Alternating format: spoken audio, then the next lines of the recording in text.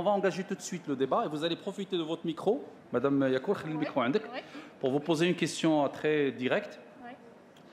Vous avez entendu nos amis du ministère sur la stratégie du ministère, la feuille de route pour l'accompagnement de la profession et tout ça.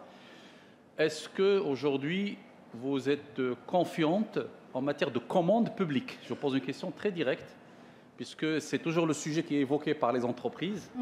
Est-ce qu'on est dans une logique de pouvoir accéder facilement à la commande publique dans un cadre totalement transparent, qui fait jouer la compétition, qui fait jouer la concurrence saine? Quel est votre sentiment là-dessus? Je vous prends en mots, mais allez-y. On ne peut pas nier que le domaine des marchés publics, de l'équipement et tout ça, il a fait un grand pas vers l'avant. Il y a eu beaucoup d'améliorations, surtout sur la dématérialisation de la procédure. Et en tout cas, beaucoup de transparence sur les moyens de participer et soumissionner au marché. Maintenant, on aimerait quand même participer à quelques petits soucis, en quelque sorte, qui jonchent un petit peu le cœur des entreprises, et surtout par rapport au paiement. Voilà. Sur ce point-là, en tout cas, réussir l'horizon 2030, c'est surtout réussir l'entreprise qui arrivera à être à la hauteur de cet événement, à construire les projets qui sont prévus, et dans les délais, dans les règles de l'art. Et comme vous savez, le cœur battant d'une entreprise, c'est sa finance. Trésorerie. Et du coup, j'aimerais juste soulever quelques petits points.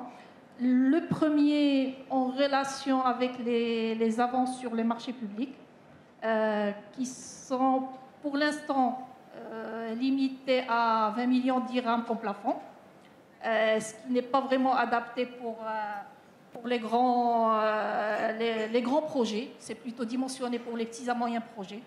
Un projet d'autoroute ou de barrage qui fait plus que 1 million ou 2 millions de dirhams, c'est vraiment pas très adapté pour... 1 milliard de dirhams, vous voulez dire? 1 milliard de dirhams, oui. 1 milliard, 2 milliards de dirhams, c'est... une avance de 20 millions de dirhams n'est vraiment pas adaptée, ne peut même pas combler le besoin de démarrer la première opération de démarrage du chantier. On a aussi le souci de la loi 69-21 qui limite les délais de paiement des fournisseurs à 120 jours, si convenu bien sûr.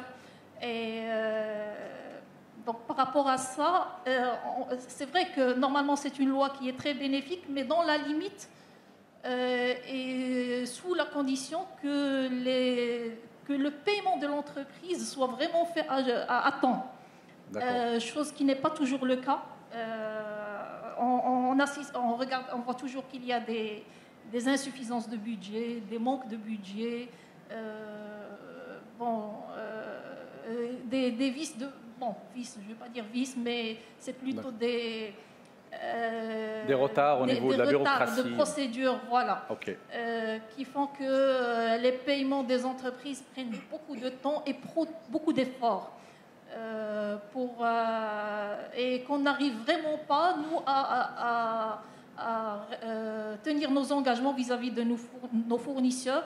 C'est pour ça qu'il faut essayer d'amender cette loi ou de la mettre en corrélation avec cette condition, en relation avec le paiement des entreprises par l'administration publique, qui est en quelque sorte le premier émetteur de commandes dans notre pays. Ok, parfait. Merci beaucoup, Madame Faiza. Merci. Un dernier deuxième point aussi pour le nouveau décret des marchés publics. Oui. On aimerait qu'il soit généralisé à tous les organismes publics ou semi-publics, genre ONCF, OCP, en tout cas. Comme ça, il n'y a pas de... on est toujours sur la même longueur d'onde, et tout l'effort il sera fructueux pour tous les projets. Ok, juste pour expliquer ce deuxième point de Madame, merci beaucoup pour d'avoir évoqué cela. Normalement, au niveau de l'administration, il y a un décret qui s'applique à toutes les administrations, mais les établissements publics peuvent avoir leur propre texte. Et donc, la demande de Madame Faiza, c'est plutôt d'avoir une homogénéisation, peut-être même pour faciliter la réponse aux appels d'offres et pour faciliter la gestion. En tout cas, merci beaucoup d'avoir évoqué aussi la question des paiements et de la trésorerie.